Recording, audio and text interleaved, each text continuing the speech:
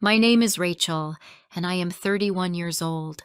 I live in a quiet city called Eugene in the state of Oregon. The city is surrounded by trees, mountains, and clean rivers.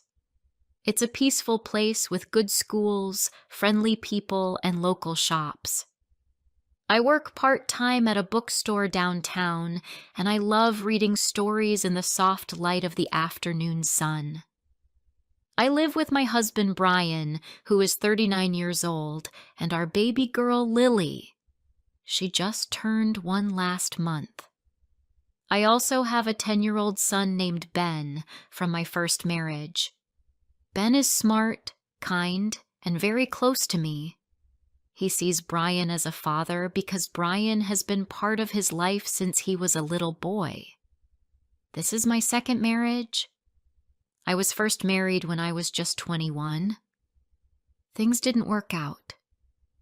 My first husband left soon after Ben was born. It was a hard time for me. I was young, alone, and scared. But life gave me another chance when I met Brian. We met 6 years ago at a small local event.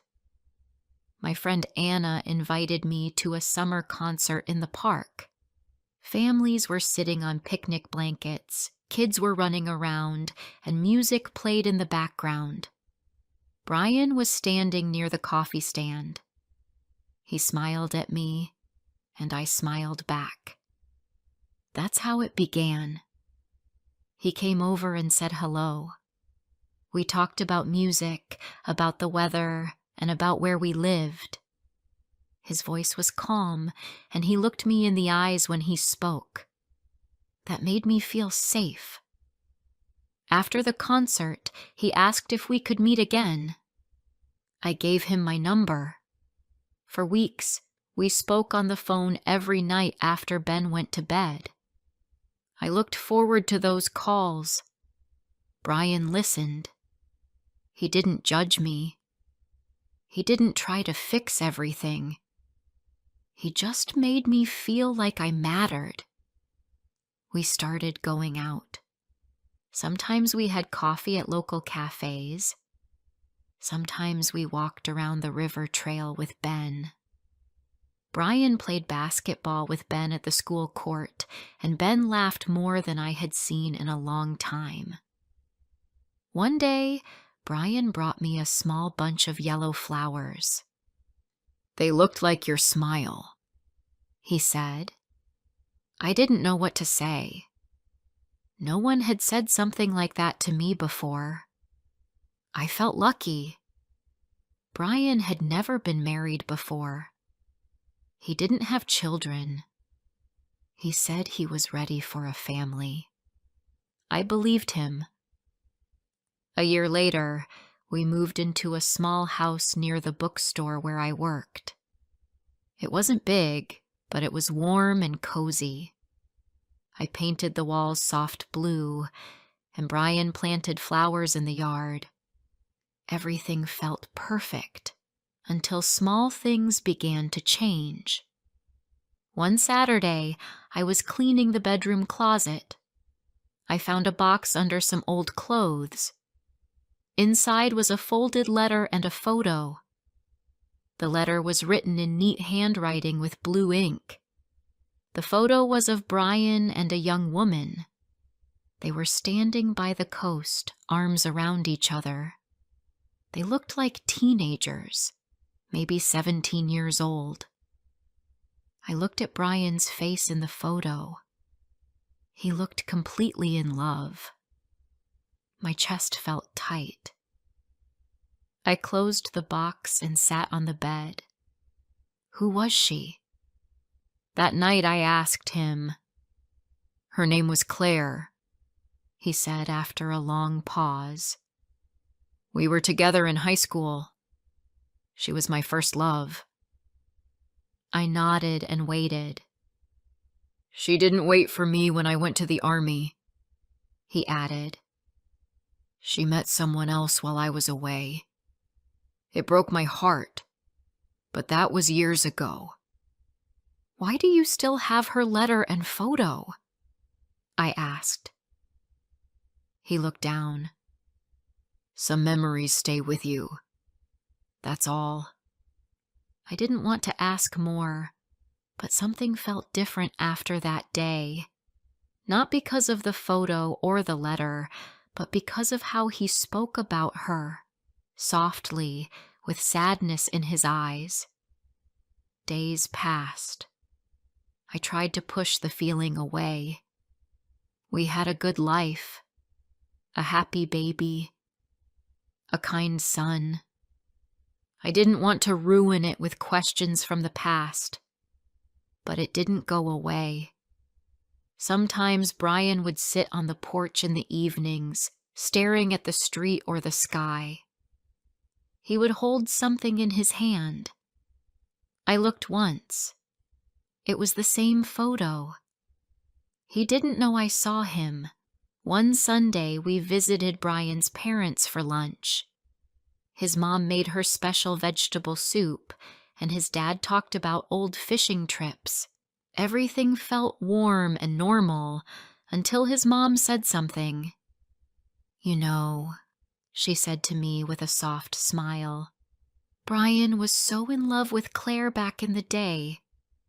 I thought he would never move on. He didn't smile for months after she left. We were all worried. I smiled back politely, but her words stayed in my mind. That night, I asked Brian again, Do you still think about her? He rubbed his eyes and sighed. Rachel, please. That was a long time ago. You're reading too much into it. I wanted to believe him, but the way he avoided looking at me made my heart feel heavy. In December, we went downtown to see the Christmas lights.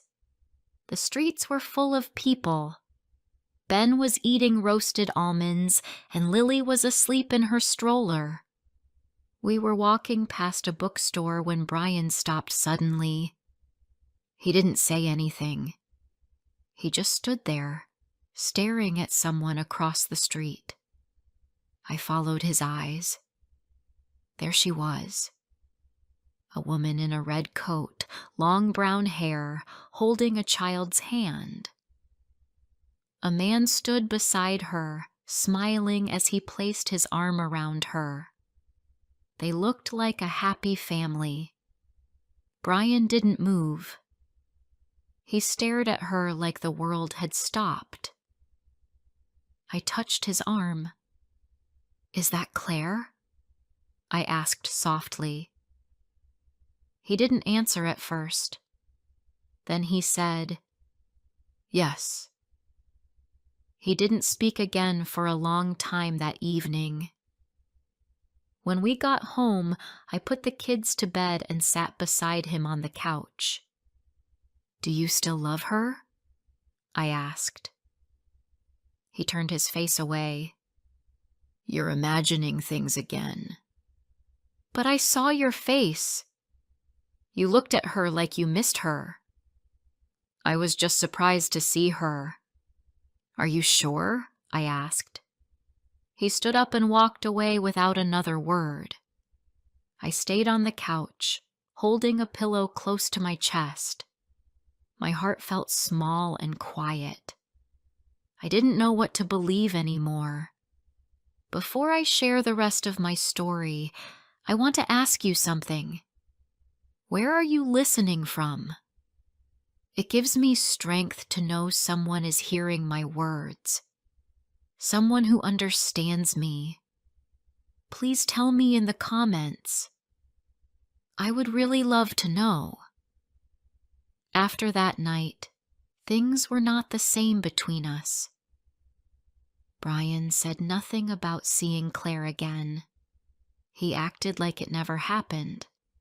He still helped with Lily, still worked his usual shifts at the garage, and still smiled during dinner. But something felt wrong. His smile didn't reach his eyes anymore. His voice was quieter. His eyes seemed far away. I tried to ignore it at first. I told myself, You're just being sensitive. You're overthinking again. But every time I looked at him, I remembered how he stared at her that night. I remembered how his hand trembled when I asked, "Do you still love her?" And I remembered how he walked away without giving an answer. The silence between us started to grow. We talked less. We laughed less. We slept on the same bed, but it felt like we were on two different sides of the world. One evening, after I put Lily to sleep, I came into the living room and saw Brian sitting alone, looking at his phone. He didn't hear me come in. He was scrolling through photos. I didn't want to look, but my eyes caught a glimpse. It was a picture of Claire. I stood there for a second. I didn't say anything. I just turned and walked into the kitchen. My hands were shaking. I opened the fridge even though I wasn't hungry. I just needed to do something. Anything. Later that night, I asked him, "Why were you looking at her photo?" He looked surprised. "I wasn't. I saw it, Brian. I saw her face on your phone." He put the phone down. "Rachel, please. It's nothing. I was just curious." Curious about what? Her life? Her husband? Her kids? "Why are you doing this?" he said, sounding tired. "It was a moment. That's all." I didn't reply. I just went to bed early. That week, I felt like I was disappearing, like I was just someone who made dinner, cleaned the house, and took care of the kids. I didn't feel like a wife. I didn't feel like the woman he once loved. I wanted to believe that I was still important to him. I wanted to feel chosen, but I didn't. Then something else happened. Brian's mother came to visit us one Saturday morning. She brought homemade cookies and a small gift for Lily. We sat in the living room, drinking tea while Lily played with her toys on the floor and Ben read a book near the window. At first, everything was normal. Then she said something that broke my heart. "You know, Rachel," she said, "Brian never really got over Claire. I remember how he cried after she left. He wouldn't eat for days. He walked around like he had lost a part of his soul. That kind of love. It doesn't happen twice." I forced a small smile, but inside, something cracked. That night I couldn't sleep. I kept thinking about her words. That kind of love, it doesn't happen twice. Was I just the second choice? Was I the safe choice? Did he marry me because I was there, not because he loved me the most? I didn't want to believe it, but it made sense. The way he stared at Claire, the way he kept her photo, the way he went silent every time I asked about her. The next day, I told Brian we needed to talk. He was watching TV with Ben, so I waited until Ben went to bed. We sat on the porch. The night was cool. The stars were out. It should have felt peaceful, but my heart was heavy. "Brian," I said, "I need you to be honest with me." He looked at me. "Do you still love her?" He shook his head slowly. "Rachel, I married you. I chose you. I take care of our family. Isn't that enough?" "No," I said softly. "Love is not about just staying. It's about feeling connected. It's about wanting to be here. I don't feel like you want to be here anymore." He didn't answer. "I feel like I'm living with a stranger. I feel like you're always thinking about her. You keep her photo. You ask about her life. You look for her in crowds. You don't even notice that I'm hurting. I'm not doing anything wrong," he said, looking away. "But you're not doing anything right either," I replied. "I don't want to be someone who's just there. I want to be the one who matters." Still, he said nothing. Days passed, but nothing changed. Then one afternoon, I found out that Brian had spoken to Claire's brother. I was dropping Lily off at daycare when I ran into a woman who used to know Brian's family. She asked how we were doing, then said, "I heard Brian talk to Claire's brother at the coffee shop last week. Isn't that something?" My heart sank. He hadn't told me. He kept it secret. I drove home in silence. I didn't cry. I just felt cold. That evening after dinner, I asked him, "Did you talk to Claire's brother?" He paused. "Yes." "Why didn't you tell me?" "I didn't think it mattered." "What did you ask him?" "I just asked how she was doing. That's all." "Do you still care about her?" I asked again. "You're asking the same question over and over," he said. "Why can't you just believe me?" "Because your actions don't match your words," I replied. He stood up and walked away again. That night, I stared at the ceiling for hours. Lily was asleep beside me, and the house was quiet. But my mind was full of noise.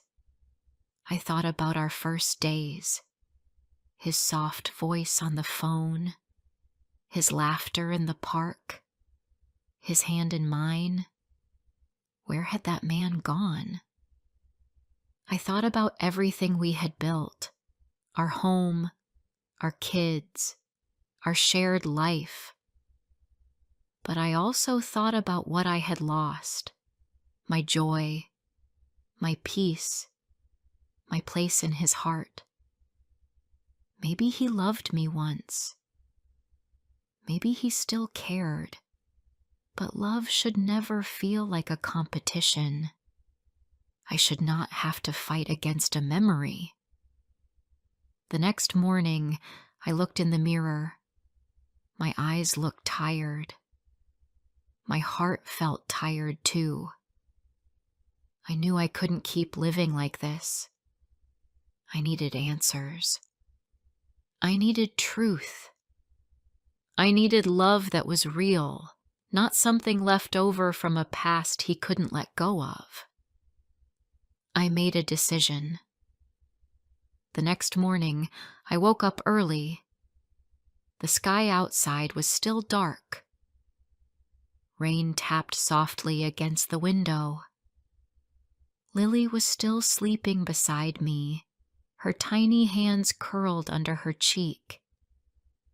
I sat on the edge of the bed and looked at the floor for a long time. My heart felt heavy, but also clear. I had been trying to hold on for too long. I had waited for Brian to change. I had waited for him to see me. I had waited for him to let go of his past. But I couldn't wait anymore.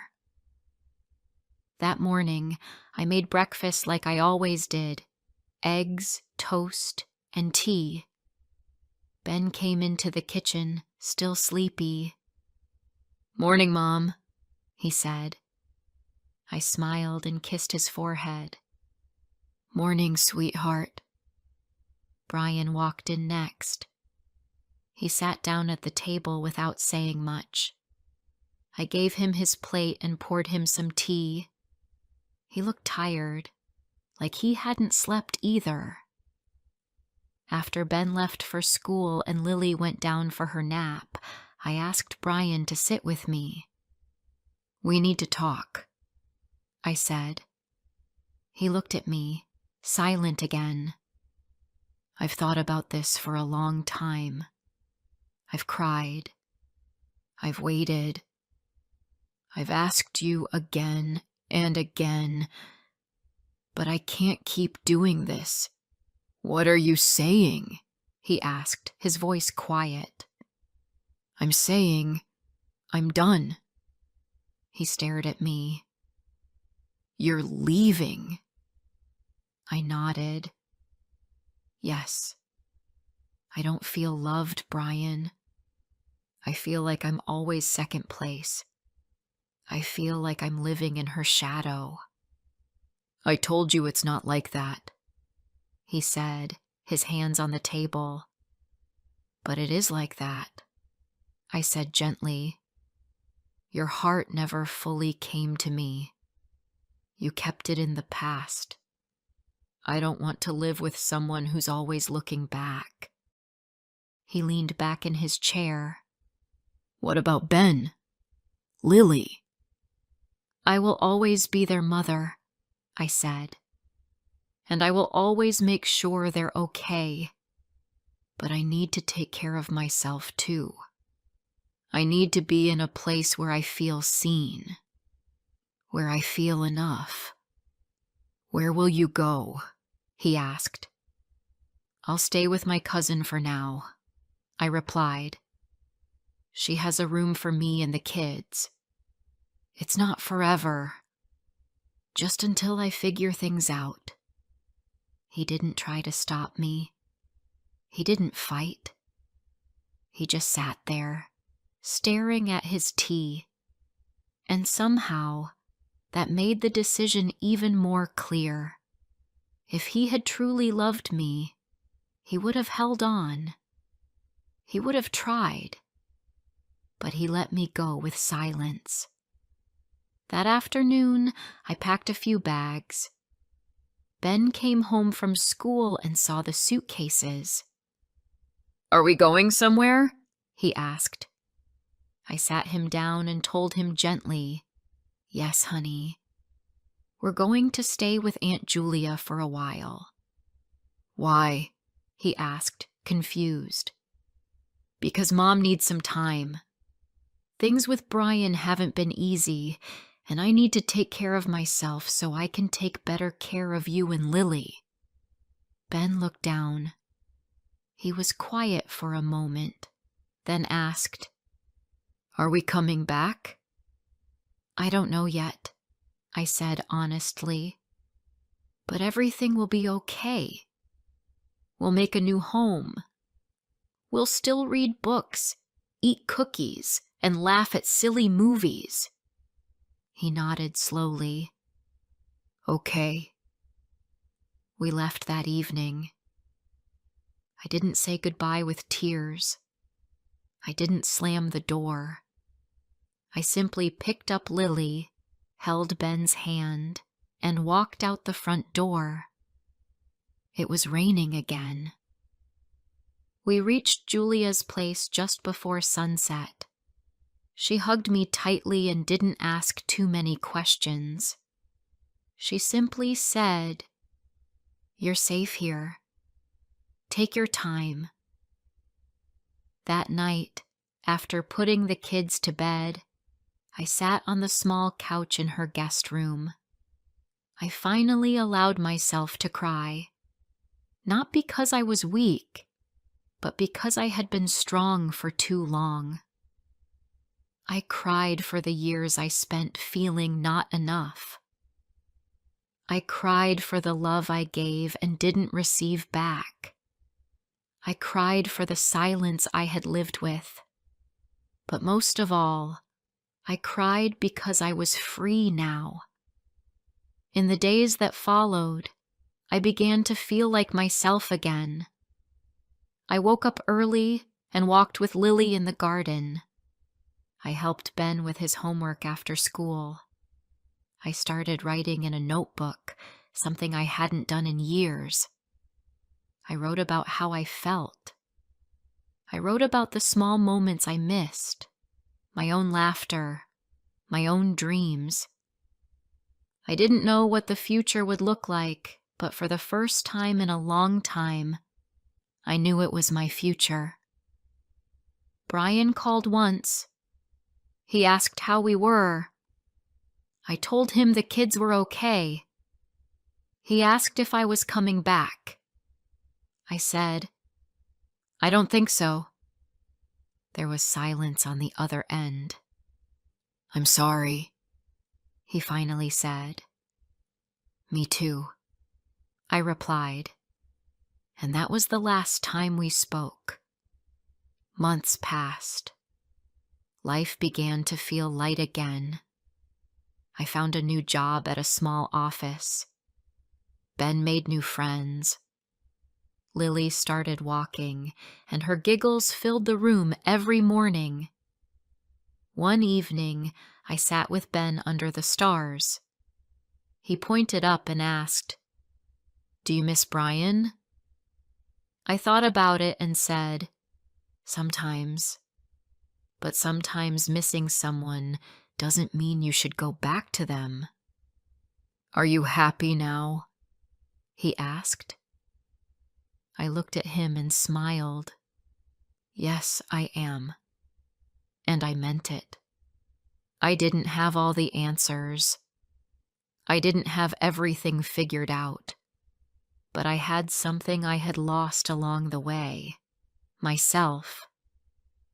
If you liked this story, please like, share, and subscribe. And tell me in the comments, have you ever had to choose yourself over someone you loved? I'd love to hear your story